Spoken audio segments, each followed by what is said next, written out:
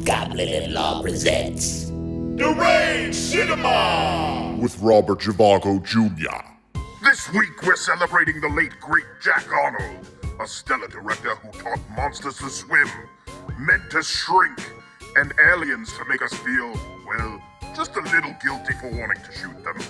Today, let's travel back to 1953 for It Came From Outer Space, the first major 3D theatrical experience released by Universal Studios. Based on a story by the legendary Ray Bradbury, a spaceship from another world crashes in the Arizona desert. An amateur stargazer and a local school teacher suspect alien influence when the local townsfolk begin to act very strangely. Arnold's direction gives the desert an eerie, dreamlike quality. Shots from the aliens' POV seem way ahead of their time. This is science fiction as poetry, and a reminder that curiosity can be braver than violence. That's it for us today. Join me tomorrow as Jack Arnold Week continues. Until then, remember, we're deranged, but we love cinema! You just gotta love a movie that gets name-dropped in the opening song from Rocky Horror Picture Show. Science fiction double feature, look it up! Jack Arnold Week continues with Tarantula from 1955. It answers the question of pure atomic age nightmare fuel. What if science went too far? A well-meaning experiment to supercharge human intelligence goes sideways, resulting in a spider growing as big as a house and rampaging across the Arizona desert. What makes Tarantula endure isn't the giant monster, it's the mood. Bleak landscapes, anxious scientists, and creeping fear. And here's a little bit of trivia for you. One of the fighter pilots battling the spider in the finale is a young Clint Eastwood. Blink and you'll miss him. I blinked. That's it for us today.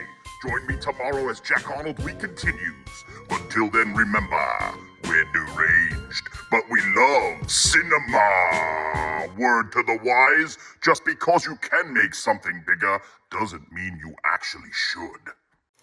Jack Arnold Week continues with The Incredible Shrinking Man from 1957, with a screenplay by Richard Matheson based on his novel of the same name.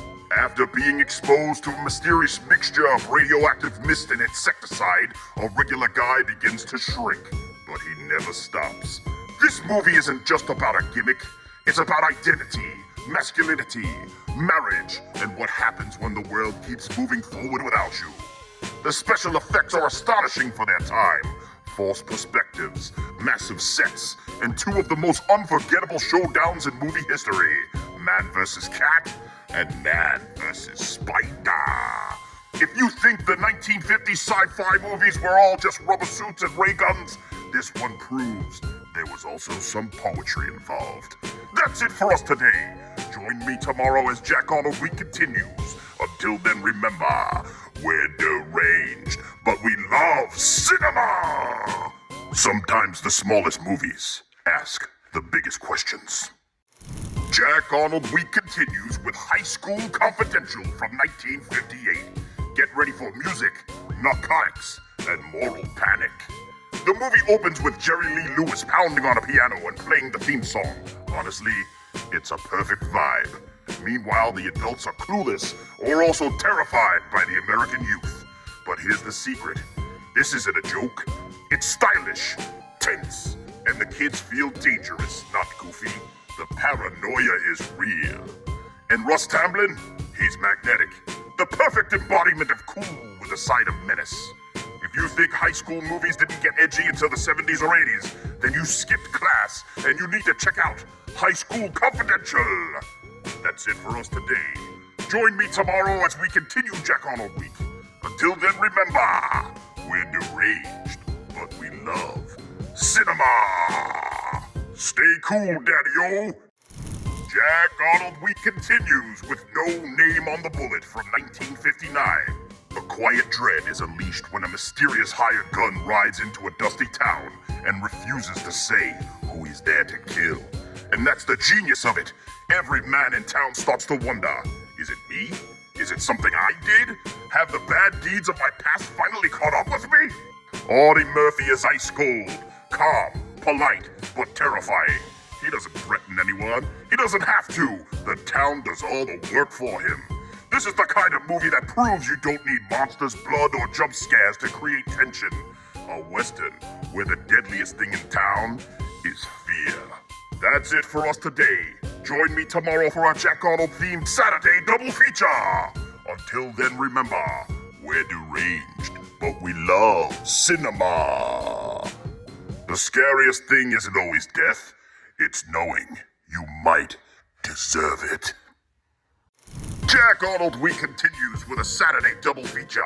Today we're going swimming. Let's dive into Creature from the Black Lagoon from 1954 and its sequel, Revenge of the Creature from 1955. The original classic Creature from the Black Lagoon is part monster movie, part jungle adventure, and part underwater ballet.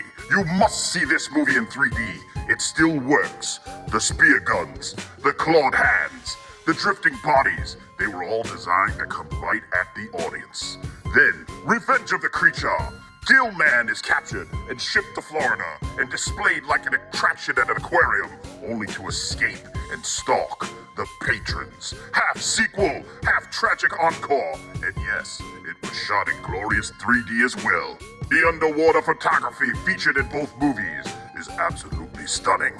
And the iconic creature design? It comes from Millicent Patrick. For decades, her contribution was minimized or erased, but today she's finally being recognized as a key creative behind one of horror's most enduring monsters. These stories aren't about destruction, they're about intrusion, about humans showing up and poking around where they're not wanted. We just won't leave the poor guy alone. That's it for us today. Join me tomorrow for a Jack Arnold-inspired Sunday soft pitch. Until then, remember, we're deranged, but we love cinema! These aren't just monster movies. They're cinematic swimming lessons.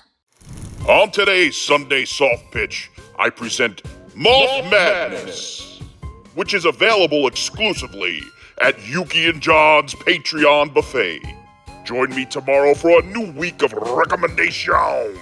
Until then, remember, we're deranged, but we love cinema!